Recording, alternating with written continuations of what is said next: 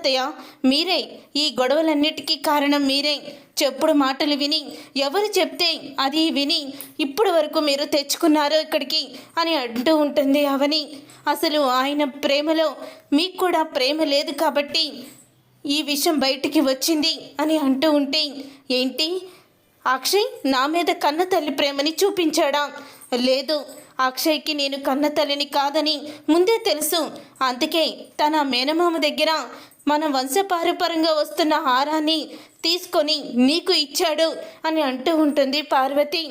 నేను అవనికి హారాన్ని ఇచ్చానా? ఎప్పుడు ఇచ్చానా అవని? నీకెప్పుడు తీసుకొచ్చి ఇచ్చాను హారాన్ని అని అంటూ ఉంటే, మీరు నాకు ఇవ్వలేదండి. ఆ రోజు మన మధ్య గొడవ జరిగిన తర్వాత ఒక డెలివరీ బాయ్ వచ్చి హారాన్ని నాకు ఇచ్చాడు. అది కూడా మీరే ఇవ్వమని చెప్పినట్టు కూడా చెప్పాడు అని అంటూ ఉంటుంది అవని. అయితే అప్పుడే ఇక అక్షయ్ అయితే నీకు నేను ఎటువంటి హారం పంపించలేదు అని అంటూ ఉంటాడు అక్షయ్. మరి అక్కడ నీ మేనమామ దగ్గర ఉన్న హారం నీకెలా వచ్చింది? ఆ రోజు మీ మేనమామతో నువ్వెందుకు బయటికి వెళ్ళావు అని అడుగుతూ ఉంటుంది.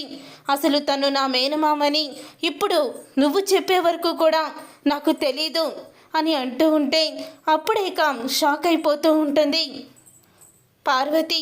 ఇంతలో ఇక పల్లవికి భయం పట్టుకుంటుంది. ఇప్పుడు కానీ అసలు విషయం తెలిస్తే ముందు అడ్డంగా బుక్ అయ్యేది నేనే కదా, ఏం చెయ్యాలి అని ఆలోచిస్తూ ఉంటుంది పల్లవి. చేసిందంతా చేసేసి ఇప్పుడు ఏ తప్పు చేయలేదని మొగుడు పెళ్ళం ఇద్దరు కూడా భలేగా మాట జారేస్తున్నారు అని అంటూ ఉంటుంది పల్లవి. అయితే పల్లవి, అక్కడ అన్నయ్య అమ్మ మాట్లాడుతున్నారు, మధ్యలో నువ్వు జోక్యం చేసుకోవద్దు అని అంటూ ఉంటాడు కమల. అయితే అప్పుడు ఇక శ్రీకర్ అయితే తన భార్య శౌర్యని తీసుకొని వెళ్ళిపోతూ ఉంటాడు. అలా వెళ్ళిపోతున్న శ్రీకర్ని ఆపుతుంది పార్వతి. ఈ రోజు నుంచి ఎవరు ఏమన్నా కాదన్నా సరే మీరు ఇక్కడే ఉండండి. ఎవరు మిమ్మల్ని బయటికి పంపిస్తారో నేను చూస్తాను. ఒకవేళ మిమ్మల్ని బయటికి పంపించేస్తే మీతో పాటు అన్నీ వదిలేసి నేను కూడా వచ్చేస్తాను అని పార్వతి అయితే ఊహించని నిర్ణయం తీసుకుంటుంది. పార్వతి మాట విని అప్పుడే రాజేంద్ర ప్రసాద్, అంటే నాకు ఇష్టం లేని పనులు చేయడానికి నువ్వు సిద్ధమైపోయావన్నమాట అని రాజేంద్ర ప్రసాద్ అంటూ ఉంటాడు.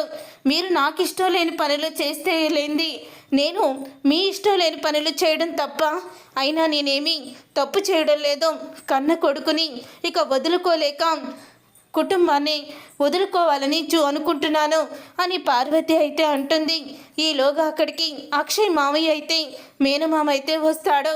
అక్షయ్ మేనమామ రావడంతో ఒకేసారి పల్లవి అయితే షాక్ అయిపోతూ ఉంటుంది.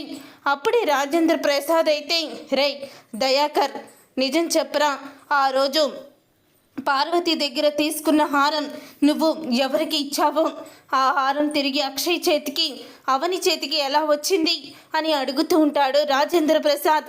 నాకేమీ తెలీదు అని అంటూ ఉంటాడు దయాకర్. అయితే ఆ రోజు నా దగ్గర నుంచి లాక్కున్న హారం నీకు ఇచ్చావు, నువ్వు తీసుకున్నావు, అది ఎవరికి ఇచ్చావు అని అడుగుతూ ఉంటే అప్పుడే, అయినా ఈ తాగుమూత మాటలు మనం ఎందుకు అత్తయ్య వినాలి, అతన్ని బయటికి గెంటేయండి అని అంటూ ఉంటుంది పల్లవి. అయితే అప్పుడే అవనికి పల్లవి ప్రవర్తన అనుమానంగా ఉంటుంది. పల్లవి ఇదంతా చేసిందని అనుమానం వచ్చిన అవని దయాకర్ దగ్గరికి వెళ్ళి, మీరు డబ్బు కోసం ఎంతకైనా తెగిస్తారని నాకు అర్థమయ్యింది. మీకు ఎదుటి వాళ్ళు ఎంత డబ్బులు ఇచ్చి ఈ పని చేయించారో అంతకి 2 రెట్లు మీకు డబ్బు ఇస్తాను. చెప్పండి, మీ చేత ఇవన్నీ చేయించింది ఎవరు అని అడుగుతూ ఉంటుంది అవని. అయితే ఇక పల్లవి వణికిపోతూ ఉంటుంది.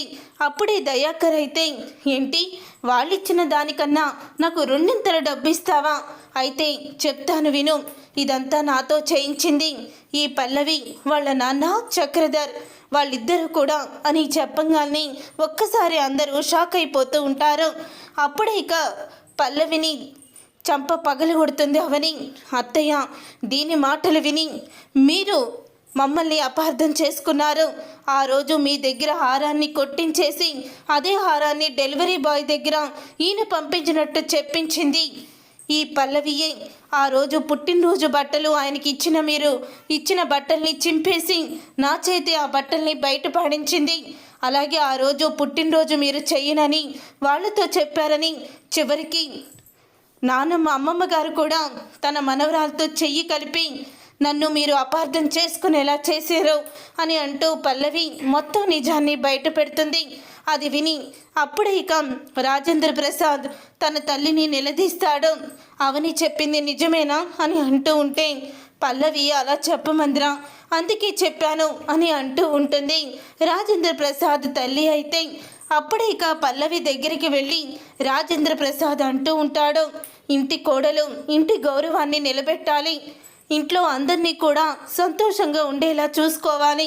కానీ నువ్వు ఈ ఇంటి పతనాన్ని కోరుకున్నావు. అలాంటి నువ్వు ఇంట్లో ఒక్క క్షణం కూడా ఉండడానికి వీల్లేదు అని అంటూ ఉంటాడు రాజేంద్ర ప్రసాద్. అప్పుడే ఇక పార్వతి, ఇన్ని రోజులు నీ మాట విని నేను చాలా పెద్ద తప్పు చేశాను. అక్షయ్ విషయంలో నన్ను అపార్థం చేసుకునేలా చేసి ఇంట్లో ఇన్ని గొడవలు జరగడానికి నువ్వా కారణం. దేనికోసం ఇదంతా చేస్తున్నావు? ఆస్తి కోసమా? ఈ ఆస్తి కోసమైతే నువ్వు ఇదంతా చేశావు. ఈ ఆస్తి మొత్తానికి వారసుడు అక్షయ్.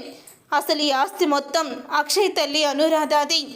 ఈ ఆస్తి మొత్తానికి అక్షయ్ వారసుడు కాబట్టి సగం ఆస్తిని మీ మావయ్య అక్షయ్ పేరు మీద రాసి మిగతా ఆస్తిని మీ పేరు మీద రాశారు. కానీ ఇప్పుడు చెప్తున్నాను, ఆస్తి అనేది ముక్కలవ్వదు, అక్షయ్ పేరు మీదే ఉంటుంది. ఎందుకంటే వాళ్ళు కుటుంబాన్ని వదిలి ఎక్కడికి వెళ్ళరు, కుటుంబాన్ని విడదీయాలనుకోరు.